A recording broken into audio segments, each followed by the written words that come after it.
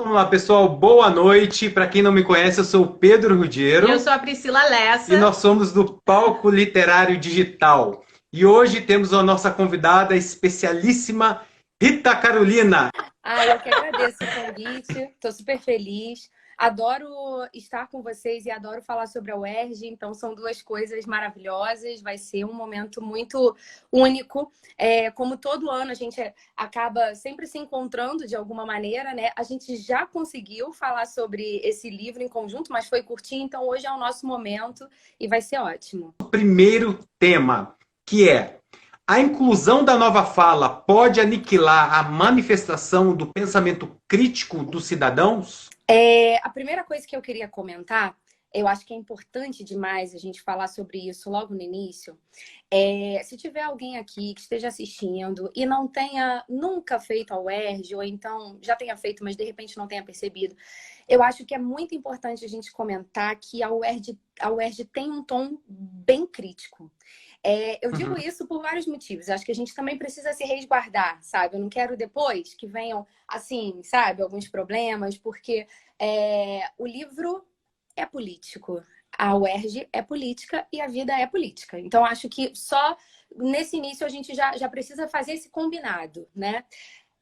Mas é óbvio que eu não estou aqui para falar necessariamente de governo A, governo B, não é essa a questão, mas a questão é o livro, e o livro envolve vários elementos. Bom, e aí, partindo disso, acho que é importante a gente comentar também, nesse tema, esse primeiro tema aí que eu montei, eu penso o seguinte: pode ser que a UERJ não use a palavra, por exemplo, nova fala, mas que ela use de uma outra maneira, tá? Porque às vezes ela evita colocar um termo assim mais específico exatamente para atender boa parte da população. E assim, como assim boa parte da população? Eu acredito que vários alunos, pelo menos assim, os que eu conheço que estão aqui, eu sei que eles têm a oportunidade, graças a Deus, de comprar o livro, de ler, mas tem muita gente que não tem esse acesso, sabe? E a UERJ, eu sou muito fã da UERJ, vocês sabem, né? Então vou ficar aqui falando bem dela.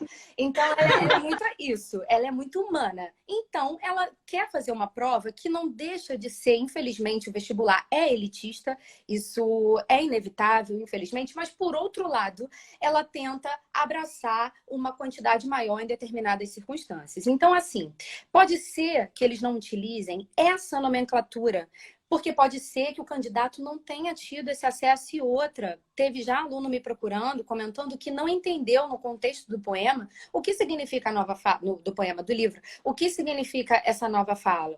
Então, acho que é importante a gente comentar sobre isso. Eu penso que eles cobrariam esse conceito, mas talvez não colocassem no tema. Eu quis colocar de propósito para a gente poder esclarecer mesmo, né? E aí a questão é essa, o seguinte, a nova fala é muito mais importante e perigosa do que a gente pode, de repente, imaginar.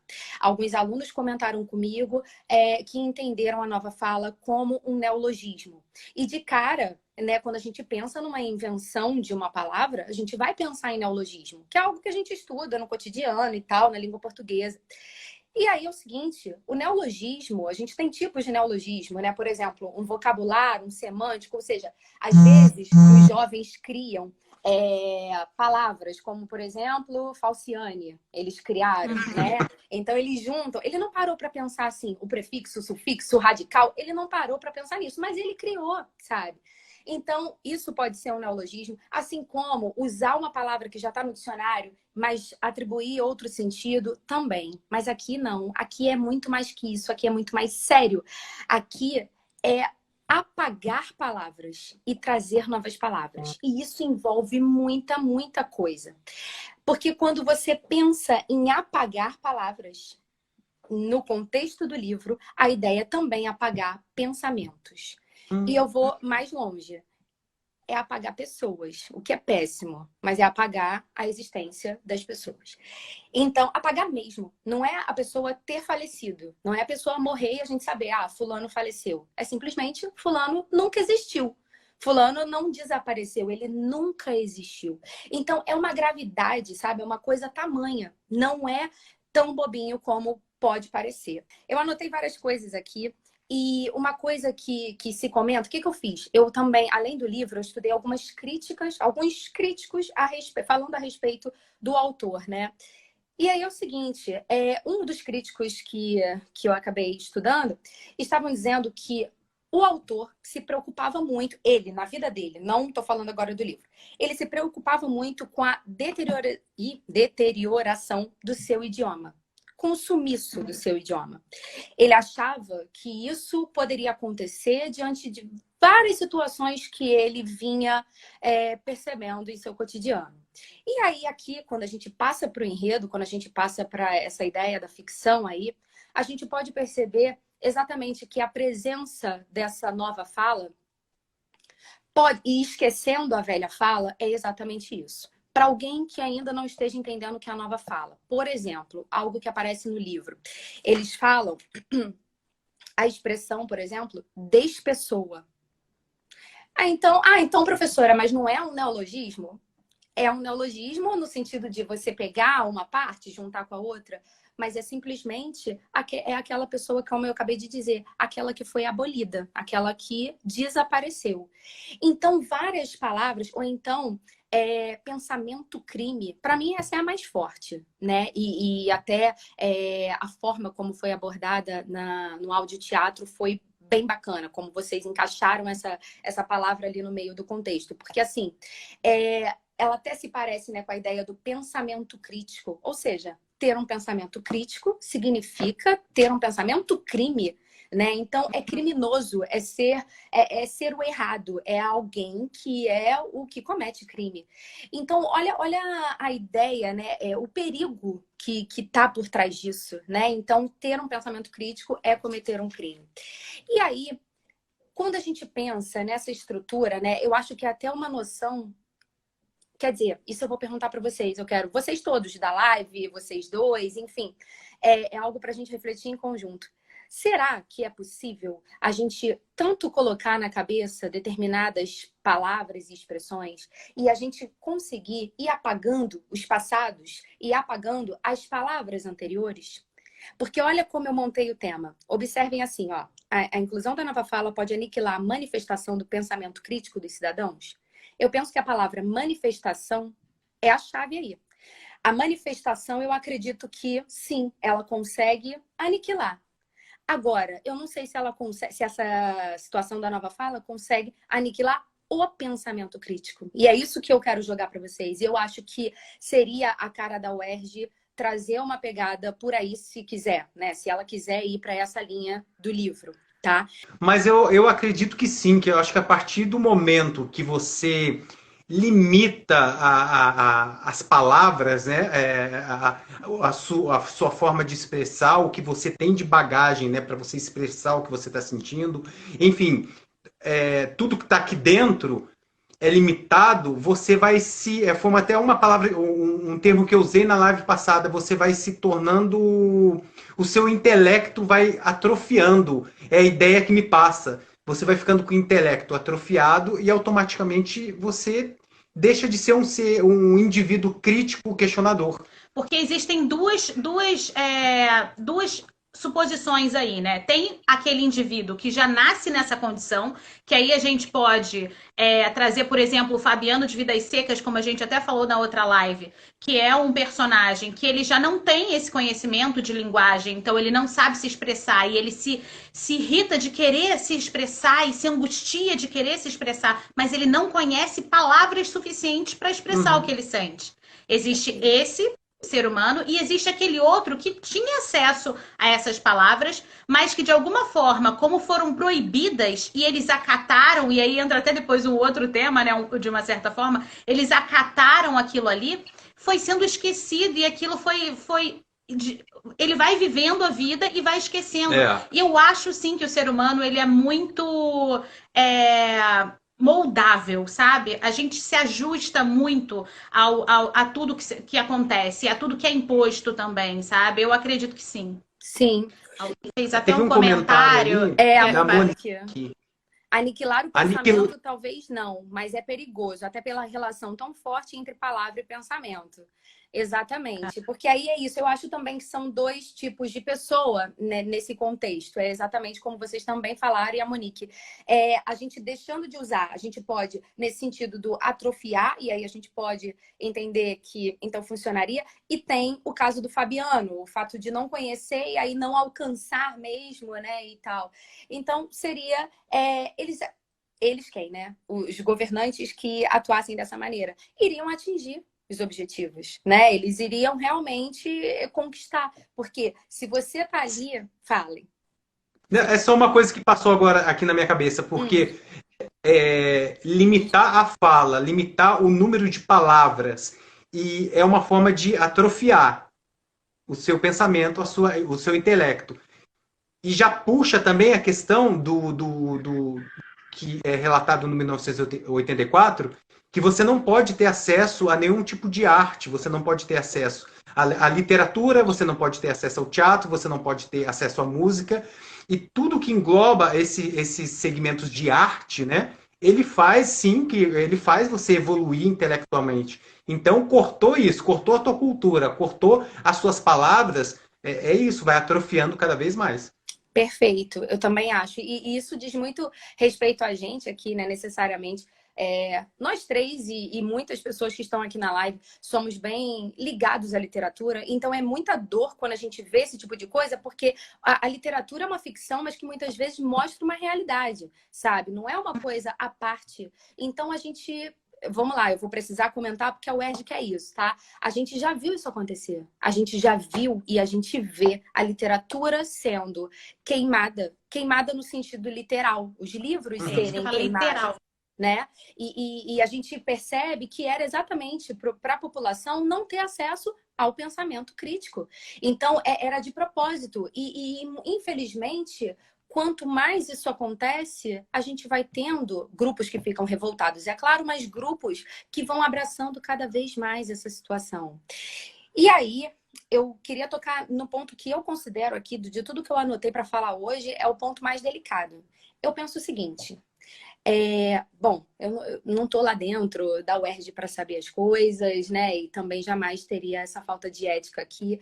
Mas com base em tudo que a gente já viu ao longo dos anos, e sabendo que a UERJ tem esse tom crítico, e sabendo que, enfim, que alguns professores que eu sei que estão lá, que foram meus e eu conheço, a gente sabe que eles querem que fale certas coisas. E eu queria trazer a seguinte situação.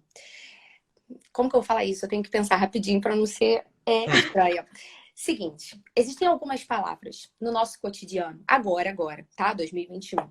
Algumas palavras que ganharam um tom pejorativo, como se fossem parte de um xingamento. E então a relação que eu quero fazer é, a UERJ não colocou esse livro à toa. E se ela tocar no ponto da nova fala, é com objetivo. A gente não está tendo aqui uma despessoa, né? Um pensamento crime, mas a gente está tendo palavras que já existiam no nosso dicionário, no nosso vocabulário, no nosso léxico, e que hoje estão sendo utilizadas com um tom bem negativo. Vou precisar dar um exemplo. Vamos lá. A palavra comunismo. Ou comunista, né? Vamos dizer assim. Se a gente busca isso na história, ou se a gente busca essa palavra no dicionário, nunca que isso parece ser um xingamento. É apenas uma situação, é um fato, enfim, né? Então, quando você diz que fulano é comunista, você está dizendo que essa pessoa foi a favor, e aí você volta lá na história e entende um pouco disso, e você pensa numa classe operariada, e você pensa em alguém que acreditava que essa linha, essa ideologia, vamos chamar assim, essa ideologia está certa, e outro grupo acha que está errado. Como tudo é na vida. Tenho certo e tenho errado para cada pessoa, e isso eu vou deixar até para falar no terceiro item aqui, do terceiro tema.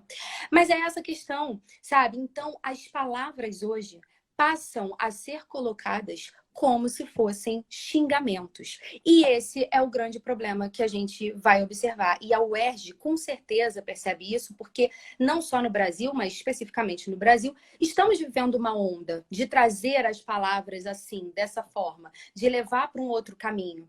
E de repente, não conseguir enxergar, nós temos partes da população que não conseguem enxergar essa queima da literatura. Quantas mil vezes o professor não foi colocado como alguém que estaria levando o que é o de pior para o aluno, né? Porque ele é um doutrinador. Outra palavra, doutrina. Desde quando a palavra doutrina necessariamente tem que ter esse tom tão pejorativo? Sabe? Se a gente vai à origem dela, no dicionário, como eu disse, mas a gente tem que se prender à origem. Não, a gente pode, claro, ir criando. A língua é viva, né? E a gente acaba fazendo o que a gente quer com ela. Mas é muito complicado quando essas palavras, que significam coisas comuns, normais, passam a significar algo tão complicado, tá? Então, eu acho muito que essa seria uma grande pegada aí que o aluno precisaria falar na argumentação. Fala, Pri. E o perigo, né, Ritinha, é que quando você coloca uma palavra como comunismo, por exemplo, como um xingamento, e você tem uma população que, infelizmente, a maioria não tem noção nem do que ela significa. Eles reproduzem aquilo sem saber o que significa.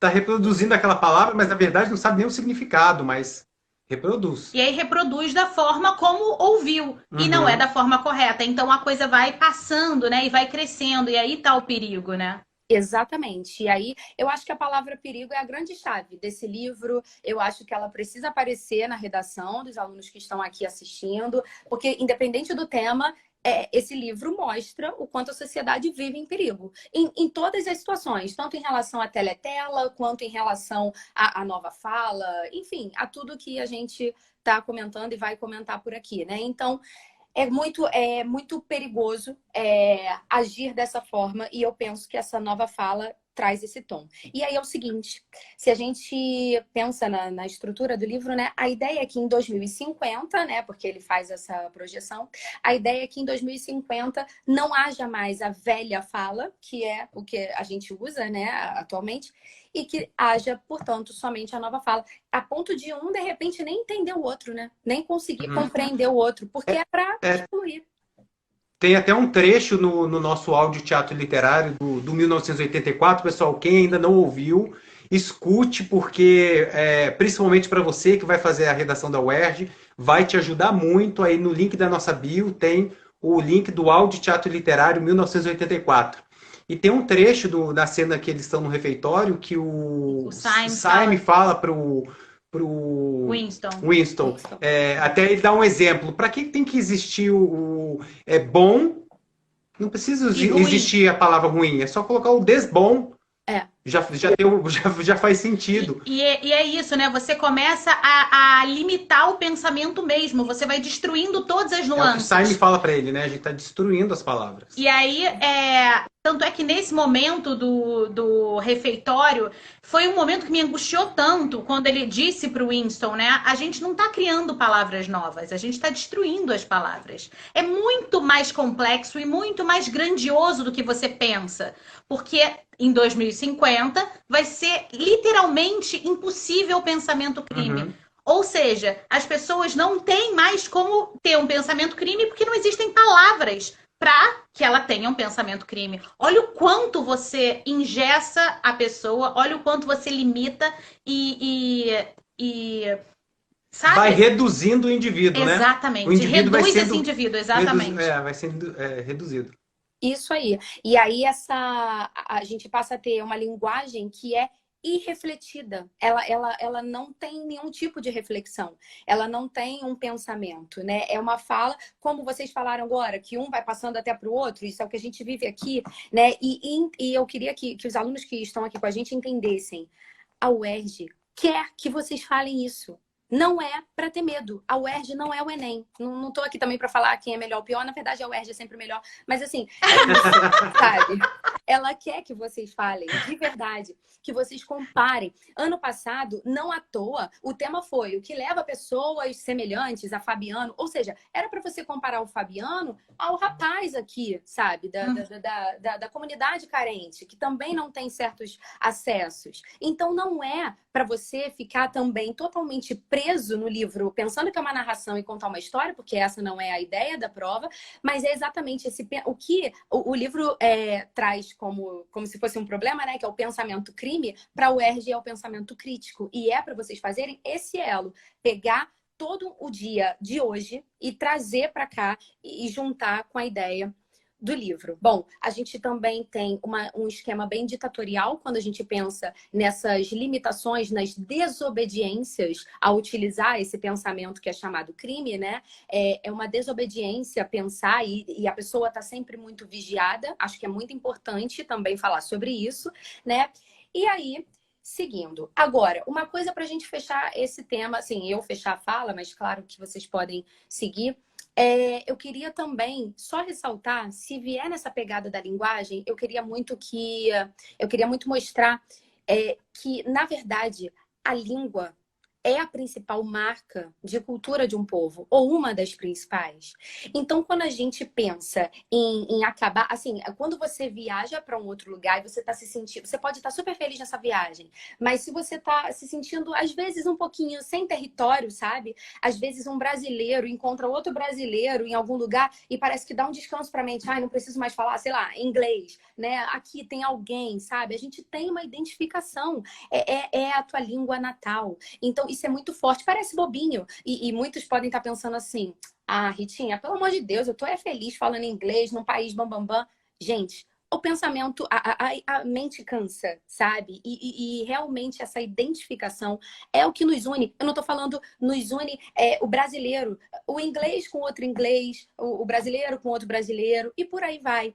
Então, essa ideia de desfazer a língua é como se fosse assim, aperta um botão aí, agora você fala outra língua, tá? E dane-se. Mas não dá. Porque aí, como dizia, e quem quiser citar e tal, como dizia num poema de Gilberto Mendonça Telles, que se chama Língua, até sugiro que os alunos coloquem depois no Google para dar uma lida, ele diz que a língua é um elástico, mas aquele elástico é muito forte. Ele foi se esticando, mas ele não arrebenta mais. Então a gente não tem a mesma língua que a gente teve lá em 1500, quando o português chegou aqui e trouxe a língua portuguesa, mas a gente já tem uma unidade muito grande e não vai ser possível apertar botãozinho nenhum para voltar. Então isso é uma agressão, é uma forma, essa ideia dessa nova fala é dar um tiro, sabe, na gente. Então a gente tem que parar para pensar sobre isso também.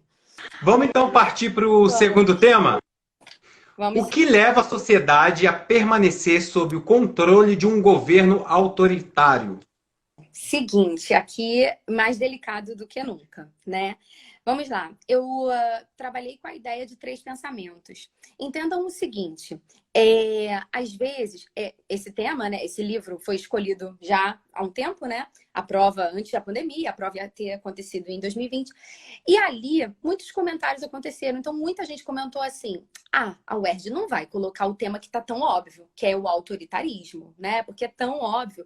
Mas, gente, a gente não sabe. Quando foi em 2017, no vestibular 2018, que foi Dom Casmurro, se eu não me engano, o tema foi o óbvio, que era sobre a relativização da verdade, com outras palavras, né? Então foi muito claro, sabe? E aí é isso, a gente tem que contar com o óbvio também. Então vamos lá.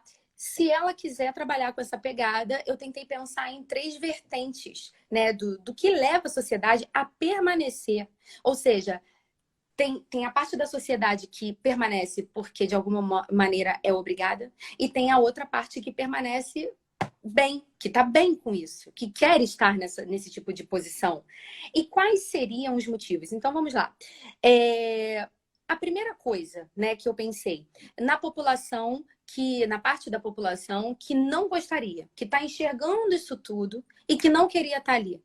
Como que ela permanece nesse controle? Como ela não faz? Deixa eu pensar assim, tipo, como ela de repente não vai para a rua lutar por alguma coisa e tal? Por medo. Ah, professora, tá bom, é só isso? Mas isso é muito grande. Viver a partir de um medo é algo muito complicado. E assim, gente, aqui todo mundo sabe muito bem agora, mais do que nunca, o que é viver com medo, né? Porque viver nessa pandemia não é fácil, só que é outro tipo de medo. Agora, pensando no medo em relação a isso, né? A relação a governo, a gente pode falar com propriedade que várias coisas já aconteceram. Não dá pra gente também apagar a história, como aqui no livro, né, aparece isso no enredo. Ou seja, a gente já viveu um momento ditatorial. E não só a gente. A Argentina, o Chile, enfim, são vários lugares que já viveram, já passaram por várias situações. E a gente não pode fechar os olhos para isso. E aí é essa pegada de novo. Acho que a UERJ ia querer ir a esse ponto. Eu não sei se vocês já perceberam, mas assim, se vocês já perceberam, claro, mas eu digo, se vocês já ouviram alguém falando tão diretamente isso, alguém assim mais renomado. Mas o que que a gente percebe é que, na verdade, existem grupos de pessoas que simplesmente querem apagar aquele momento que nós vivemos no século anterior, que foi a ditadura, e que, de repente, até não usando essa palavra, né? Certa vez eu mesma me pediram numa sala de aula de turma militar para eu trocar a palavra, porque ali eu não Meu podia falar Deus, Ritinha. ditadura. Aí eu falei, aqui dentro e lá fora eu vou falar a palavra que eu quiser. E botei um poema no quadro que abordava esse tema. Então, assim, é isso. Não é um regime. É um regime, mas é mais que um regime. Quando você não tem liberdade de expressão, e aí a liberdade, a gente vai para o terceiro tópico depois, quando você não tem nenhum tipo de liberdade, não é só a liberdade de expressão, né? Nenhum tipo de liberdade, você está sendo limitado. E isso se combina demais com tudo que está descrito nesse livro. Essa ideia autoritária tão complicada. De alguma maneira, a gente percebe isso acontecer. Não estamos vivendo, graças a Deus, a mesma situação, mas a gente não pode apagar nem o passado do Brasil e nem o passado de outros países que também viveram isso. A gente não pode apagar as memórias, ou seja, o medo. Sabe qual é o medo? O meu medo, o medo de vocês, e nós nos encaixaríamos nessa ideia do medo, né? Por que que a sociedade permanece sob controle? Pelo medo. E por que que a gente teria esse medo tão grande? Porque a gente não quer virar uma despessoa. Aí a gente volta para o livro. Porque, olha só, é como eu disse, quantas pessoas, até hoje, dia 6 de abril de 2021, tem muito pai, mãe, sei lá quem, familiares, que não sabe onde estão os filhos desde aquela época. Que simplesmente desapareceram. A diferença é, né? Vamos lá, para a diferença, como se isso mudasse alguma coisa, né? No livro, essa pessoa é apagada como se ela não tivesse nem nascido. E aqui no Brasil, quando a gente viveu esse tipo de situação, apareciam, né? Enfim, as pessoas tinham existido e depois tinham desaparecido. Mas é péssimo uma mãe não poder enterrar o filho, porque ela não sabe onde o filho está e se está vivo, se não está, e se foi morto por quem, porque simplesmente não tem como chegar nesse nível de investigação. Então a gente tem medo de reviver isso, né? E esse medo faria com que essa parcela que não concorda com determinadas coisas, né, mas que essa parcela da sociedade ficasse nesse contexto. A outra coisa, aí eu pensei no medo, no poder e no apego ao herói. Vou explicando um de cada vez. Então, o medo era esse. A ideia do poder é uma ideia que vem de cima para baixo, sabe? É a ideia de que, às vezes, também a pessoa está assim, livre, está mostrando, por exemplo, numa campanha, né, eleitoral, está se mostrando ali super positiva, mas muita gente, quando abraça o poder, se transforma. E isso dizem até, né, que é inerente, sei lá, ao ser humano, nem vou entrar nessa discussão agora. Mas aí, quando essa pessoa assume determinado cargo, muitas vezes ela quer ser a detentora do poder e ela quer mandar em certas coisas que nem diriam respeito à vida dela, ao cotidiano dela, atuando naquela posição. A gente percebe isso ainda, né? A gente está vivendo isso. A gente percebe pessoas que não são, que têm todo um poder aqui dentro do país e que, infelizmente, não tem ali um acesso, não foi fazer, por exemplo, a medicina, mas quer receitar remédio, não fez letras, mas quer dizer qual questão é adequada ou não para a prova do Enem. Então, assim, em português, né? Então, assim, é isso. A gente entende que é aquela prepotência que fica agarrada em relação a essa ideia de poder. Então, isso seria um fator muito complicado, porque isso coloca, e até junta com o medo de novo, coloca a população numa estrutura de medo, né? E o terceiro ponto que eu pensei, eu não sei se é viagem, tá? Mas pensei isso. O terceiro ponto é o seguinte, ideia de apego ao herói. Eu gosto muito de ler coisas assim de sociologia e tal, nada tão aprofundado, jamais eu sou uma professora de sociologia, mas enfim, me interesso, então eu compro livros assim, tipo, aleatoriamente. E aí, dentro dessas leituras, eu estava observando muito essa ideia que o brasileiro tem de muitas vezes, eu poderia associar aquela ideia do complexo de vira-lata que o brasileiro tem. O brasileiro tem a mania, infelizmente, de se colocar para baixo, né? O tempo todo. Ai, minha língua é a pior. Em Portugal, o português é bonito, o meu é feio. Nos Estados Unidos, tudo funciona bem. Aqui não funciona. O brasileiro tem essa pegada, né? E aí, com essa pegada desse complexo de sou inferior, fui formado de qualquer jeito, né? Eu não tenho raça. Eu sou uma mistura ali do indígena, do não sei, sabe? O brasileiro, muitas vezes, né, infelizmente, se coloca nessa posição. E se colocando nessa posição, às vezes vem aquela ideia de que ele precisa abraçar alguém, ele precisa se apegar a alguém, ele quer ter um herói para chamar dele. Eu acho que fica um desejo, desde lá da independência do Brasil, que ele não viu, que deixou de ser colônia e metrópole de fato, e aí ele fica com aquela fome, aquela sede de eu quero ser alguém, mas ele não consegue, então ele precisa se apegar. E aí muitas vezes ele se apega a um herói que nem sempre é um herói bacana. Então, quantas vezes a gente vê... Eu falei do brasileiro, mas isso não aconteceu só aqui, né, gente? A gente percebeu muito isso em relação ao nazismo. Quantas pessoas estavam ali, grudadas no Hitler, achando que era o caminho certo. E olha quanta gente morreu por causa disso. A gente tava conversando sobre isso um pouquinho antes da live. A questão da vulnerabilidade, né? Do cidadão ali, da população, é isso, é estar vulnerável, e aí chega alguém que promete, o herói prometendo mundos e fundos, e é isso que você falou, agarra a ele, né? E entra na mente do ser humano de uma forma alucinante, porque se você vê, por exemplo, a gente outro dia assistiu Jojo Rabbit, não sei se você já assistiu esse filme. Não. É sensacional, Ritinha. É necessário, sabe? Eu acho que é um dos melhores filmes que eu já assisti na minha vida. E tem cenas do Hitler falando e a galera aplaudindo, assim, sabe? De uma forma.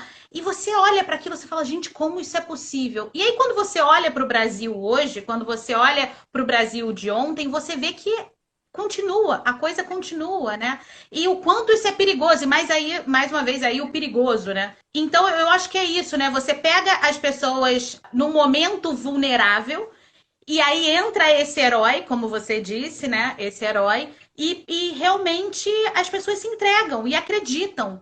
Isso aí, perfeito. É Falaram aqui exatamente também isso. A Fernanda, é muito complicada essa questão do apego ao herói. Até na história a gente aprende os efeitos negativos disso. Verdade. E eu até quero citar um pouquinho sobre a história no terceiro aqui. Perfeito. E diante disso tudo que a gente discutiu, se fosse uma candidata agora, e se fosse um tema parecido com esse, usaram, que é a vulnerabilidade. Eu acho que ela se encaixa perfeitamente. E aí, nesses heróis, né, Ritinha, entra também a questão dos opostos, né? Quando você pega um para idolatrar e o outro para odiar. Olha como tá completo, né? Então, você bota sempre uma estrutura que você tem que odiar e a outra estrutura que você tem que idolatrar. E aí, você pode virar também. Você pode inverter os lados, que funciona da mesma forma. Você pode botar tanto de um lado quanto de outro, que funciona da mesma maneira. E é o que a gente vive hoje também, né? Também. É de novo isso. É exatamente. Essa coisa maniqueísta, enfim, é esse bem, é esse mal o tempo inteiro, né? E isso tudo tem a ver também com o nosso terceiro tema. A verdade e a liberdade podem ser manipuladas? Perfeito. Então, esses três temas, de alguma maneira, conversam, mas eu queria muito chamar a atenção dos alunos para o seguinte: não deixem, parece uma coisa muito bobinha, mas não deixem de ler palavra por palavra, porque senão vocês têm a possibilidade de fugir desse tema. A gente está falando tanta coisa aqui, já várias lives vocês, por exemplo, do Palco Literário fizeram, tem muita coisa que se parece, mas a UERJ vai fazer um recorte, então tem que se apegar a esse recorte, né? E aí é isso, mas esse terceiro tema envolve os outros dois, é claro, mas tem aí umas especificidades, tá? Seguinte, a palavra liberdade, eu queria que a gente parasse para pensar um pouquinho sobre ela. A falta dela, na verdade, né? E eu gosto sempre de usar, quem é meu aluno e está aqui comigo agora já sabe que é a minha mania falar dessa frase. Até tenho a tatuagem dela. É da Clarice Lispector e diz: Liberdade é pouco, o que eu desejo ainda não tem nome. Então, assim, é pra gente juntar mesmo ação e palavra, pensamento e palavra. Então, assim, a palavra liberdade existe, beleza. Um conceito de liberdade existe, beleza. Mas o que a Clarice acha, que é o que eu acho e que várias pessoas acham, é que isso tudo é muito pouco. A gente não tá livre. A gente tá o tempo inteiro sendo vigiado e controlado. Muito mais que vigiado, acho que controlado e até mesmo manipulado. Mesmo quando a gente parece ter uma visão esclarecedora das coisas. Mesmo assim, a gente às vezes se encontra nessa situação de controle, né? A internet me controla 100%, me manipula 100% do tempo, né? É só a gente parar para analisar nessa live mesmo quantas coisas a gente queria ter dito de forma mais clara e a gente não pode. Exatamente. Onde é que está essa liberdade, né? Isso aí. A liberdade simplesmente existe para essa palavra liberdade, mas está faltando uma palavra. Eu quero outra palavra e eu quero outro conceito de liberdade. Então a gente não tem liberdade para se vestir, a gente não tem liberdade para falar como a gente quer, a gente não tem liberdade para agir como a gente quer. Então falta essa palavra e falta essa ação. Esse seria um primeiro ponto. E isso está muito claro no livro, essa falta de liberdade total, né? Tá tudo muito claro ali, que os indivíduos estão completamente amarrados a esse regime, né? A essa situação totalmente vigiada e controlada, tá? E aí, o que a Fernanda comentou agora há pouco, em relação até o herói na história e tal, eu também queria que a gente agora fosse levando esse caminho da história para o caminho da verdade. E aí, no caminho da verdade, eu gosto de comentar algo que não é meu, tá? Mas é simplesmente do diretor do vestibular. Ele é uma pessoa maravilhosa desse mundo e foi meu professor lá na UERJ. E ele, na primeira aula dele de teoria da literatura, e meus alunos que estão aqui também já me viram fazer isso, né? Porque eu imito mesmo e estou dizendo, deixando claro que não é meu, tá? Ele simplesmente leva uma maçã para a sala de aula. E ele vai até o meio dessa sala. A sala tá lá, cheia de aluno, né? Um momento sem pandemia, tá tudo bem. E aí ele vai, levanta a maçã e pede que todos olhem para essa maçã. E aí, beleza. Aí cada um que tá numa posição vai virar, vai olhar, vai ter um ângulo, né? Aí ele diz uma coisa bobinha, mas é que é uma reflexão muito maior a partir de uma coisa boba. A pessoa que tá aqui, tá olhando para cá, consegue enxergar esse lado? Não. Ah, então tá, o que pode fazer? Só virar, né? Virou. Quando ela vira, o que acontece com ela? Ela não consegue enxergar mais o outro lado. Ou seja, aí ele vai e fala, sabe qual é o nome da maçã? Verdade. Ou seja, qual é a verdade? Cada um vai ter a sua. E isso também se junta, Pri, com o que você acabou de falar dos dois lados, né? O herói e o não herói, né? É isso. Sempre vai ser um lado só, sabe? Que a gente vai olhar para tudo. Aquilo que é bom ou ruim, aquilo que é o certo ou errado, é certo ou errado para cada um. Então, essa ideia da verdade ser excluída, ser apagada, a gente também tem que questionar que tipo de verdade. Então, olha, eu penso, a palavra verdade, no sentido de perspectivas de um narrador vai aparecer? Não, porque caiu no Dom Casmurro. Mas a palavra verdade, trazendo essa linha que a gente está montando aqui, do que é o certo ou errado, verdade ou não verdade para cada um, é algo que faz todo sentido com essa obra. E aí, é nesse ponto que entra o historiador e o livro em si. Por que eu estou querendo dizer isso? Seguinte, se a história, voltando para 1984, se a história vai aos pouquinhos sendo apagada, o que vai acontecer? A gente vai ter uma única perspectiva. Se alguém hoje coloca nos livros de história aqui que o regime militar foi fantástico, daqui a pouco meu filho, que tem 9 meses, vai estar estudando que o regime militar foi fantástico. E aí? E o que eu vou fazer com isso? Eu tenho outras informações. Mas se todos os livros estiverem apenas com esse recorte, é esse recorte que ele vai seguir. E aí a gente entra num ponto que eu tenho que ter uma delicadeza para falar, porque jamais eu quero ofender historiadores, mas algo que eu estudei bastante quando eu estava fazendo a minha dissertação era sobre a visão que cada historiador vai ter. Então, cada historiador que está ali percebendo, sabendo daquele fato, vai usar vai usar uma linha de pensamento que a gente não pode achar que é imparcial.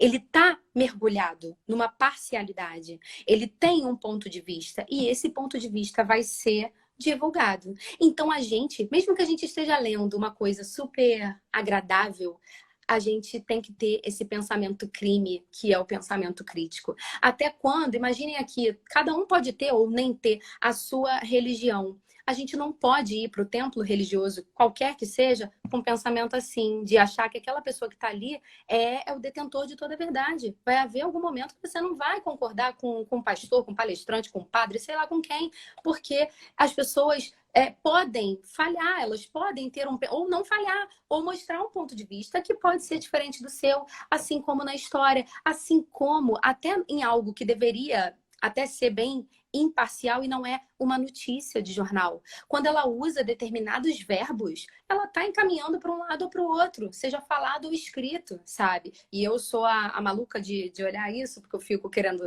adivinhar voto dos jornalistas, nada a ver. Aí eu fico analisando as palavras, né? Tem essa mania. Então, assim, a gente tem que parar para refletir o tempo inteiro. E esse conceito de verdade vem dentro disso. E aí, então, esses dois conceitos, né, liberdade e verdade, podem ser manipuladas? Sim. A partir do olhar de quem está contando essa história. Não quero xingar historiador nenhum, pelo amor de Deus, mas se o historiador quiser levar um determinado caminho ou ele for obrigado a levar determinado caminho, a população vai ter acesso a esse tipo de coisa, sabe? Eu, por exemplo, tinha uma visão do Getúlio Vargas que a minha avó me passava de uma perfeição tamanha. E quando eu fui para a escola, eu vi outra coisa, entende? Então, a gente precisa entender, né? Não tô querendo também falar mal, não quero entrar nessa coisa, mas é só para mostrar que a pessoa que viveu aquilo é diferente da pessoa que mais tarde pode contar. E a gente tem que ter esse pensamento crítico 100% do tempo, né? Então, acho que a UERJ quer muito que o aluno venha nesse caminho. Isso é engraçado, você falou agora de Getúlio, veio um flash na minha cabeça que eu falei, caramba, eu também era assim, meu avô, ele falava de uma forma, e eu achava aquilo máximo, sabe? Eu falei, nossa, Getúlio incrível, né? E eu babava por todas as coisas que meu avô contava e tudo, mas era a visão dele. E depois, quando você começa a estudar, você fala, peraí, não é a mesma pessoa, deixa eu voltar aqui que tem alguma coisa errada, né? E aí a importância de você se aprofundar e buscar outros lados para enxergar a coisa, né? Aí a importância de você estar constantemente virando essa maçã. Porque se você também olha aquele lado da maçã e acredita que aquele ali é a verdade e acabou, não busca olhar ao redor, aí que é outra vez o grande perigo. Mas aí, pensando, para você poder virar a maçã, você tem que questionar, você vai questionar, opa, deixa eu ver aqui, né? Deixa eu ver o outro lado da história, mas para você ser um ser questionador, você ser um ser pensante, né? Pensante, a gente volta lá no primeiro tema que a gente comentou sobre a questão da limitação de reduzir o indivíduo. Se você reduz o indivíduo, ele não vai ter esse alcance de, opa, peraí, deixa eu pensar de outra forma, deixa eu ver o outro lado aqui da história. Ó, a Daniela colocou, o populismo também é uma forma de evitar o pensamento crítico. Todas essas questões mais autoritárias, seja para um lado, seja para o outro, né, vão acabar fazendo esse tipo de limitação. E por isso que eu sempre falo para os alunos também, né, agora fazendo outro recorte, a faculdade, na minha vida, e eu acho que na vida de muita gente, foi tão importante que ela me ensinou primeiro, a criticar, a ter acesso, como o Pedro acabou de falar agora, né? Você precisa buscar para você questionar isso. Então, a ter acesso a vários livros, mas que em algum momento eu também pudesse criticar aquilo. Então, eu me senti super importante quando eu pude parar, porque antes eu achava assim, peraí, o Bechara, por exemplo, que é o rei da gramática, para mim ele ainda é o rei da gramática, mas assim, eu ficava assim, né? E de repente eu olhei um dia e era para eu criticar alguma coisa que ele falou. Aí eu me senti importante, nem consegui criticar, porque ele é muito maravilhoso, mas eu me senti importante só do fato de ter a oportunidade de parar para pensar sobre algo que alguém escreveu, algo que eu coloquei também como herói. Essa questão que eu tinha falado do herói não está na pessoa menos esclarecida só e só em quem tem aquele complexo de vira-lata. Essa ideia está em qualquer um. Acho que a gente tem essa coisa desse apego mesmo, essa necessidade, ou a gente cria essa necessidade, mas de alguma maneira acaba fazendo isso. Posso deixar minha opinião clara ou devo medir as palavras ao falar do governo? Pode falar. Na UERJ, pode falar. Eu estava fazendo um trabalho comparando enunciados de outras matérias também e me deparei com uma questão de história. Acredito que tenha sido o último vestibular, né, que aconteceu em 2019, né? E ali ela perguntava claramente uma das respostas que você poderia dar era falando de governos autoritários e tal. E você podia falar do Trump e do Bolsonaro. Então, assim, é isso, sabe? Se fazia parte de um gabarito. Ah, mas não é a prova de história, mas é a UERJ. A UERJ, em 2016, se eu não me engano, colocou um tema assim, cidade maravilhosa. Para quem? Interrogação. Ela queria que a gente falasse mal de quem? De quem governa, de quem domina, de quem está na frente da cidade, na frente do estado. Então, ela não está preocupada. Agora, claro que eu não quero que a redação vire um relato, né, de falar mal de político. Não é isso. A gente tem que articular. Então, de forma nenhuma, eu tô falando isso. Mas, assim, eu, como candidata, escolheria falar da forma como a gente falou aqui. Vocês viram que eu só falei o nome do presidente agora, em momento nenhum anterior. E eu tava falando sobre ele o tempo todo e todo mundo sabe disso. Então, assim, eu acho que essa é uma pegada boa pra redação, sabe? Eu acho que falar e fazer comparações com coisas que já aconteceram, acho que faz parte de um argumento muito consistente, né? Então, é importante que vocês voltem nisso. E a UERJ quer a entrada desses alunos, ela quer esse pensamento crítico. Então, não é que você precise odiar nenhum político, mas você precisa olhar para ele e entender que também existem falhas e que alguns podem vir a oferecer perigo à população, seja de um lado ou de outro. Em outras lives perguntaram, mas e se eu falasse bem, poderia também? Poder pode. A UERJ não vai tirar ponto se você defender o governo ou você falar mal do governo, né? Só que você precisa construir a sua linha de raciocínio ali de forma coerente. Não adianta tentar defender de uma forma sem coerência, que aí também não dá, né? Pois é, aí o que eu penso? Pensei aqui rapidamente enquanto você falou. Não esperava um comentário desse, mas enfim, foi ótimo. A questão é, se a gente faz um comentário positivo, baseado, por exemplo, em alguma fake news histórica, tá? E lembra que eu falei lá no início sobre a palavra comunismo? Vai que essa pessoa não entende, não sabe o que foi o comunismo aqui fora do Brasil, não aqui necessariamente no Brasil, né? Como que surge todo o movimento, e aí essa pessoa fala, o comunismo chinês é o que vai acabar, porque eu tô vendo na internet assim, o Eduardo Paes é o comunista chinês que quer acabar com não sei o quê, sabe? Eu tô vendo, eu não quero falar, eu falei Eduardo Paes porque eu vi, mas eu não tô defendendo nada, eu só tô dizendo o seguinte, a gente não pode falar coisa errada. Coisa errada não faz argumento consistente. Argumento não consistente perde ponto. Então, a questão é essa mesmo que você falou, Pri. Não tem problema falar bem do governo, desde que você articule com alguma coisa realmente positiva. Verdadeira. Verdadeira. Cuidado para não jogar uma fake news, né? Exatamente. E o livro não traz, eu falei positiva porque eu pensei no livro. O livro não traz aspectos positivos governamentais, o 1984. Então, se a gente for fazer, porque não é para você comentar aleatoriamente, é para comentar articulando com o livro. Se você vai fazer um comentário positivo, você vai estar contrariando o que o autor quis mostrar pra gente. Né? O livro existe por uma razão, né? Sim. Então é importante. Por mais que você não vá fazer uma resenha do livro na sua redação, mas você precisa saber que ele existe ali por uma razão. Rita, eu queria que você falasse um pouquinho da sua experiência de ouvir o Áudio Teatro 1984, para quem está aqui assistindo a gente e ainda não conhece esse novo formato do palco literário, que é agora palco literário digital. A gente transforma os clássicos, inclusive o 1984, em áudio teatro literário, que não é audiobook e não é podcast de literatura comentada. É como se fosse uma radionovela, pessoal. É como se você estivesse sentado ali na plateia com os olhos fechados, ouvindo o espetáculo acontecer no palco. Então você vai ouvir as vozes dos personagens, vai se emocionar com as emoções dos personagens.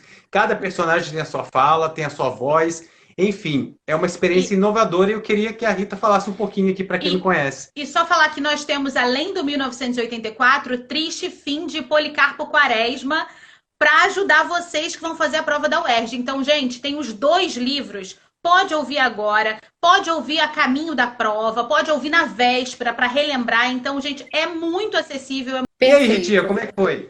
Então, foi maravilhoso, né? Vocês sabem que eu sou super fã do palco literário de todas as formas, inclusive aqui, claro, agora no digital. Tô tendo esse contato, tô adorando. Achei muito marcante várias situações e chamaria a atenção do início do romance. Foi algo que me chamou mais atenção. Não é algo que eu acho importante no livro, não é isso que eu quero dizer. Tipo, de ser o tema da redação.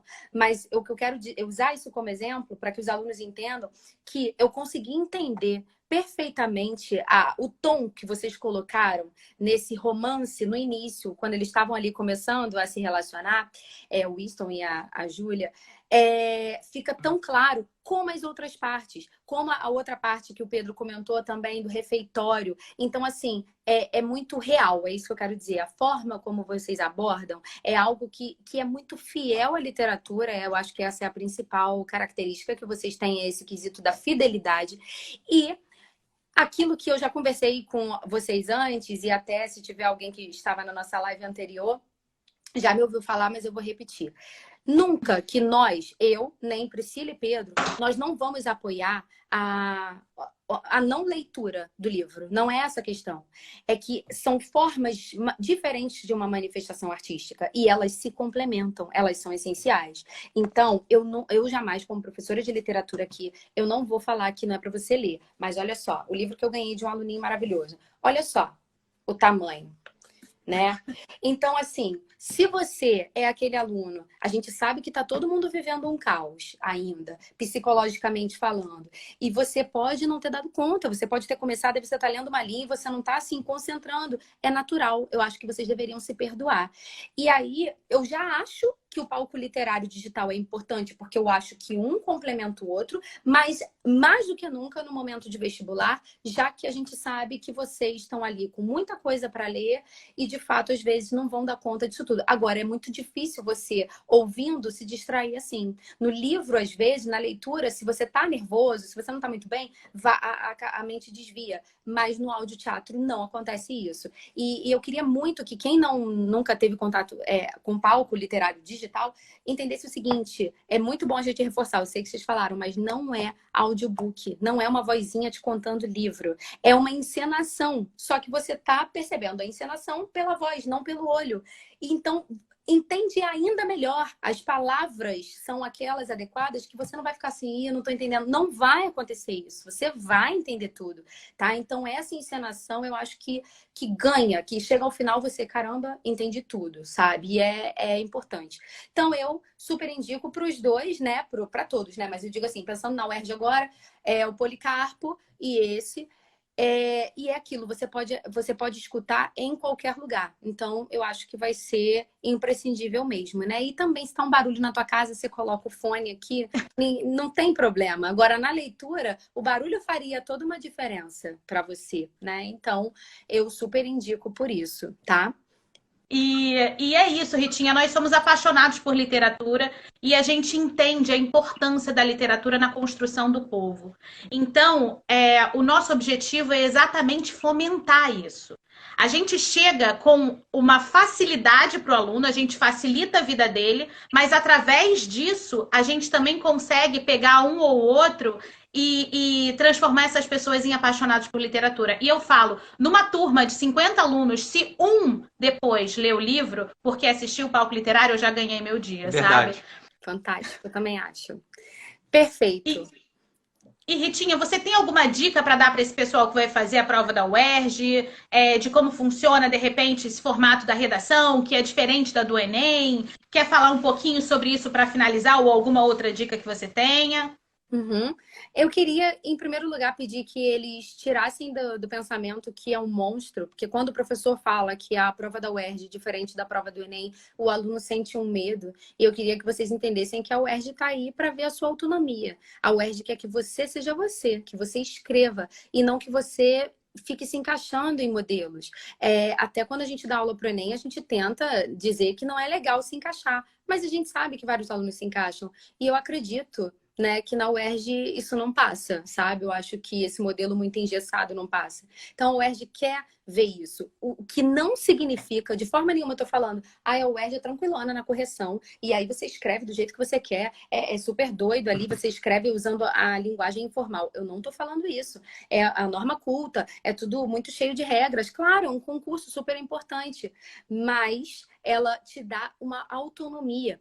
E eu queria que os alunos também se desprendessem dessa ideia de que tem que ter uma proposta de intervenção, porque o Enem coloca isso, né? Que tem que ter ali no final, e não tem que ter, pelo menos não tinha que ter até a última prova, né? E aí, eu não sei se vai mudar alguma coisa agora, mas acredito que eles já teriam divulgado, se fosse o caso. Então, parem de criar, porque, por exemplo, dependendo desses temas aqui, dependendo do que caia, né? Desses que eu montei, ou de qualquer outro, eu não sei se caberia uma proposta. Tem tema que tem tudo a ver, e tem tema que não tem, sabe? Esse último que a gente discutiu da liberdade e da verdade é algo muito mais, assim, filosófico, que não acho que caberia uma proposta. Então, não os alunos ficam, mas se eu quiser fazer, eu vou perder ponto? Se não couber, fica estranho. Fica fora do que ela deseja e espera desse candidato. Então, eu queria essa tranquilidade, mas eu queria a tranquilidade associada à seriedade. Eu não queria que eles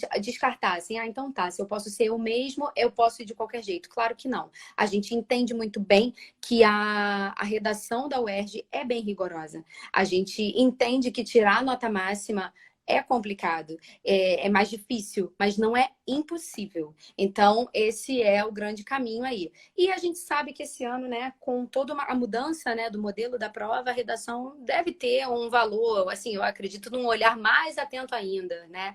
Então, já acho que são corretores muito sérios e acredito que vocês tenham que se prender às palavras do tema para não fugir dele. Acho que não fugindo, mantendo a norma culta, já é meio caminho andado. E aí, pensar nos argumentos, eu acho que tudo que a gente falou você consegue ir articulando.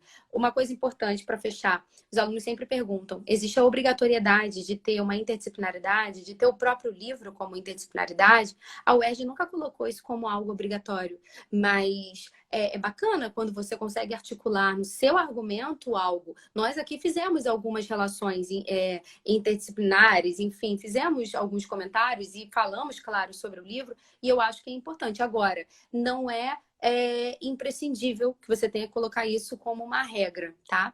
Então, seriam essas dicas as principais mesmo. Agradeço demais, estou super feliz. Podem me chamar sempre que quiserem, principalmente se for o ERJ. Tô disponível e desejo que dê tudo certo, tanto com o Palco Literário Digital, quanto as notas aí dos aluninhos e que vocês arrasem. Vai dar certo.